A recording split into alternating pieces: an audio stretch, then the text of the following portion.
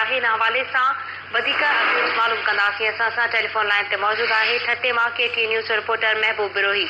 जी महबूब, वधीक अपडेट कजो।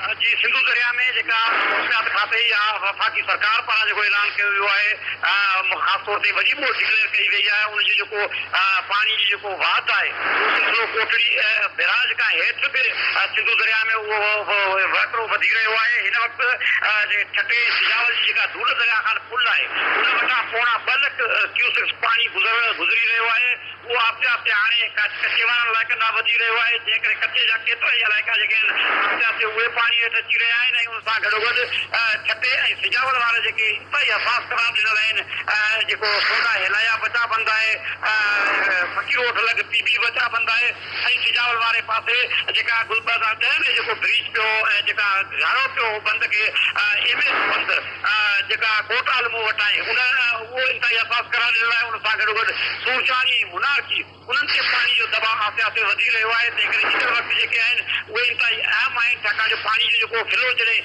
कोटड़ी बैराज खां हेठि क्रॉस करे थो त हुनजो सिधो जेको फिलो आहे ठटे सिजावल जे तरफ़ ते सिंधु दरिया जे ॿई पासा आहिनि, ठटे सिजावल वारा उन्हनि ते पवे थो। पर हिन वक़्तु मजबूरी सूरताल इहा आहे त ख़ासि जेका चौकसी हुजणु खपे।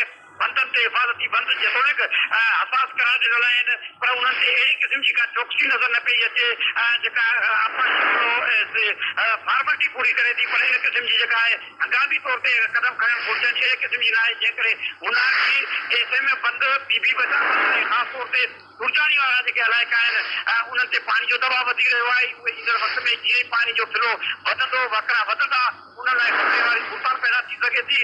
अपाची खाते पारां अहिड़े क़िस्म जो के ख़ासि कदम अञा ताईं न खयूं वयूं। ज़रूरु हाणे जॾहिं सिंध जो वॾो वज़ीर मुख़्तलिफ़ इलाइक़नि जे दौरे ते निकितो आहे, जंहिंखां पोइ अपाची खातो ज़रूरु हरकत में आयो आहे। पर उन हवाले सां वधीक कदम खणण जी ज़रूरत आहे। ख़ासि तौर ते इलाइक़े वासी मुख़्तलिफ़ वक़्तनि ते 2010 में ठटे और सिजावल वारे पासे बि जेके वॾा ब्रिज वॾा घारा पिया हुआ, जंहिंजे करे ॿई ज़िला सख़्तु मुतासिर थिया हुआ।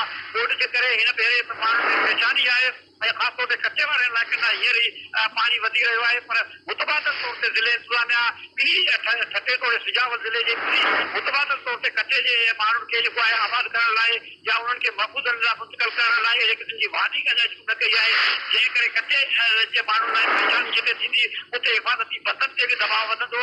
इन हवाले सां इंतिज़ामिया खे ख़ासि तौर ते अपाची खाते खे जोगा कदम खणणु घुरिजनि, जे बारे में अपाची जे माहिरनि जो चवण उन वधीक विजिलेंट रहण ज़रूरी आहे। जी महबूब बिरोही, अपडेट करण लाइ अवां जी वॾी महिरबानी। नासिक सिंधु दरिया में वहिकरनि में तेज़ीअ सां वाध जो सिलसिलो जारी आहे, जॾहिं त गुडू बैराज वटि वॾी ॿोॾ बि डिक्लेयर कई वई आहे।